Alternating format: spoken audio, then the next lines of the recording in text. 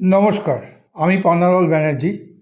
এখানে আমরা রিচ হওয়ার টিপস দিই না, আমরা মানি নিয়ে সত্যি কথা বলি।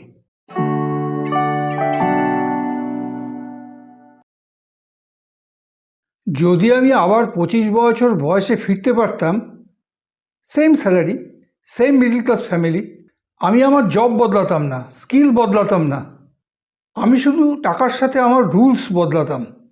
Rule number 1, salary is not wealth.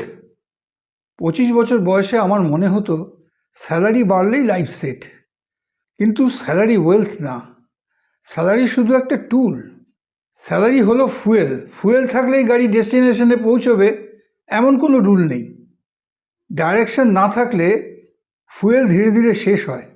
আমি যদি 25-এ এটা বুঝতাম, স্যালারি নিয়ে ইমোশনালি এক্সাইটেড হতাম না, স্ট্র্যাটেজিক্যালি সিরিয়াস হতাম। Salary is not fuel, not wealth, direction matters more than income. Rule number 2, saving feels responsible but it's incomplete.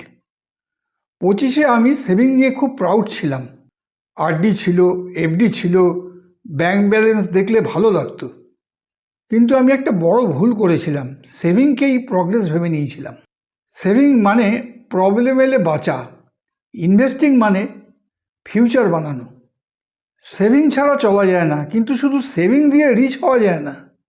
Saving prevents fall, investing creates growth. Rule number 3, time is more powerful than knowledge. 25 বছর বয়সে আমি টাইমকে under value করেছিলাম। ভাবতাম আরও জানি তারপর শুরু করব। কিন্তু মার্কেটে পারফেক্ট টাইম বলে কিছু নেই, টাইমই পাওয়ার। 25-এ শুরু করা অ্যাভারেজ ইনভেস্টিং 35-এ শুরু করা স্মার্ট ইনভেস্টিংকেও হারিয়ে দেয়।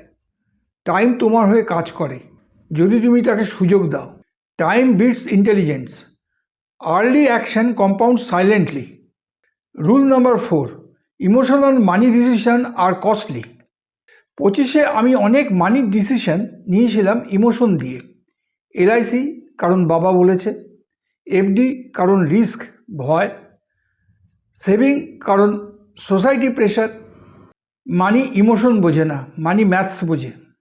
ইমোশন কমফোর্ট দেয়, লজিক রেজাল্ট দেয়। আমি যদি 25-এ ইমোশন কন্ট্রোল করতে শিখতাম, অনেক কস্টলি ডিলে অ্যাভয়েড হতো। Emotion gives comfort, logic creates result. Rule 5, systems matter more than amount.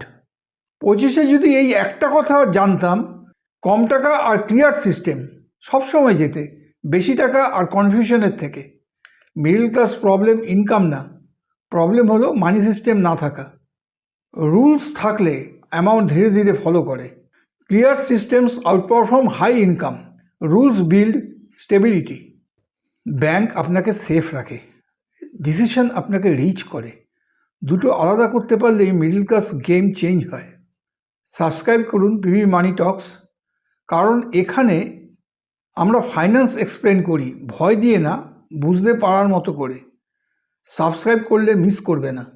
Next ভিডিওতে আমরা ফাইনালি ক্লিয়ার করব insurance versus investment, final Bengali truth.